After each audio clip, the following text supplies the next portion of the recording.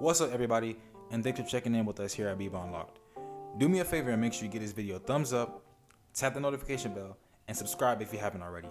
And let's get right into the video.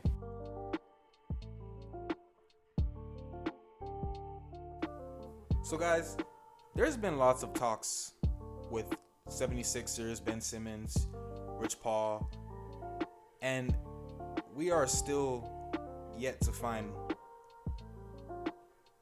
any type of timeline on whether the Sixers are going to make a deal for Ben Simmons, whether he's still playing. I mean, there's been talks that the NBA is going to step in should Ben Simmons not go on a training camp. Just a bunch of stuff, right? But as we know since the beginning, right?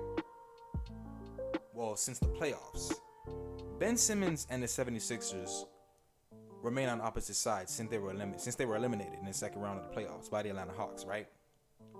That was back in June, I believe.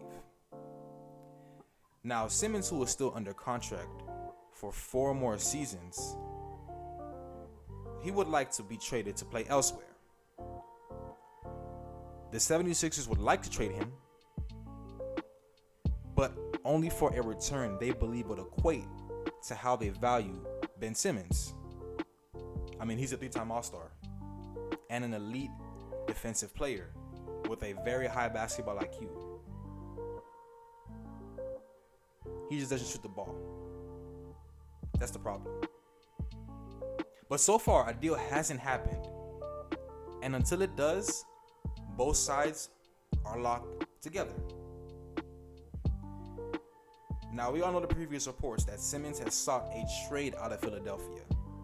And now sources confirm that Simmons has threatened to skip the start of training camp. And we all know what this is. This is pretty much an effort to put pressure on the front office so that they can make a move. The classic Rich Paul pressure on the front office, right? Or so that's what everybody's saying in NBA circles, right?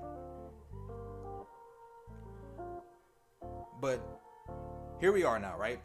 Ben Simmons completely wants nothing to do with the 76ers. He's cut off communication with Joel Embiid.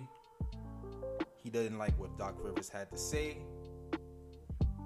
But let's give a sum up of how we got here, right? How did we get here in the first place, right?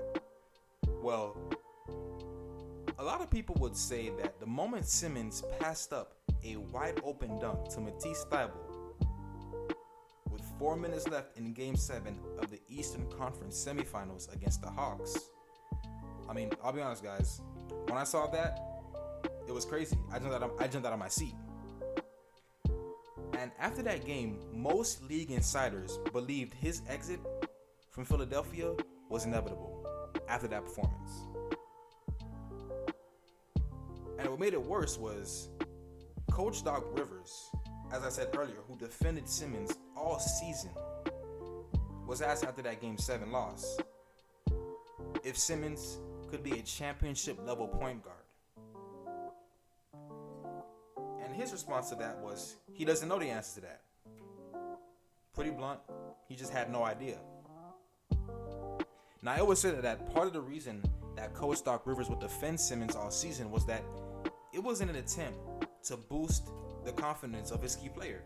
I mean, what coach wouldn't want to boost one of his best players, right? But I think most would agree that all of that boosting of his head or him defending Simmons, all of that was completely nullified with one single answer. One single answer, right? Now, following a discussion after Game 7 between management and Simmons' representation, that being Clutch Sports, both sides agreed to look for a trade. And after weeks of rumors and reports, I mean, guys, it became clear that the Sixers' asking price for Simmons was completely ridiculous. As I said earlier, Philly is looking for a premium return, whether it's a star player, multiple first-round picks, or both. But since they can't find a deal, the Sixers intended to tell Simmons' representation that they could not find any favorable moves and that they hope to squash any beef between them going into the season. But that's where they messed up. Because Simmons had other plans. He is not reporting training camp, and he is completely done with Philly. So the story, guys, just continues to go on and on. So what do you guys think?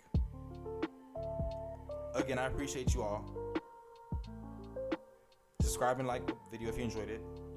And as always, I'll see you guys in the next one.